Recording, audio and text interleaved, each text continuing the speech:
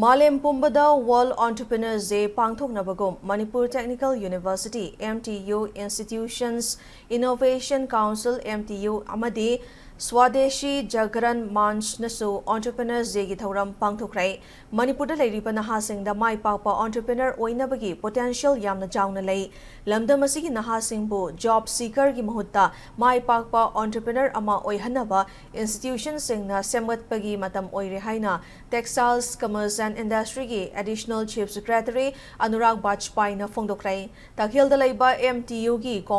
Campus sa pangthokpa Tharamaduga Mari Lenana Anurag na makataraduna Tharamasi Chumna Celebrate Tawbagi Mahutta Numirasada Nahasingbu Pukning Thogatpa Anoba Potlam Puthokpa Miyoi Singbu Thabak Pihan Bagi Commitment Launa Bagi Numit Ama Oyansi Sedasada Leriba Nahasingbu Job Seeker Ki Mahutta Job Creator Problem Solver Oihanba Ngamlabadi Sedasigi Anoba Economic Narrative Ama Suksoi Soidana Piba Ngamgani Haiki Tharamaduga Mari Lenana Manipur Technical University ki Vice Chancellor Professor W. Chan Babuna Lamdamasigi Oiba Entrepreneur Masing Yamna Puthokpa Ngamliba Makai Sedasigi Semitlonda Yamna Hena Faba Oigani Masuda Academic Institutions Singna Maruiba Thongdang Logadabani Haiki Lenana Anoba Education Amadi Industrial Policy ki Matung Inna Academic Institutions Singna Mahiroi Singbo Homegrown Entrepreneur Ama Oihanaba Mityeng Thamba Haurakli Haina Fongdoki Tharamadu Globis Web Solution ki Founder Director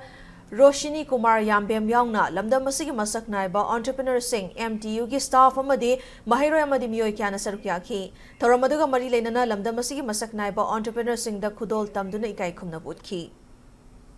If each of you begins to think not merely as a future employee, but as a future entrepreneur, employer or problem solver, we can create a new economic narrative for Manipur. One in which our young people find opportunities here, create opportunities for others, and take Manipur's product and ideas to other states of the country and the world. So let World Entrepreneurship Day therefore be more than a celebration. Let it be a commitment to innovate, to create, to employ and to build. When we talk about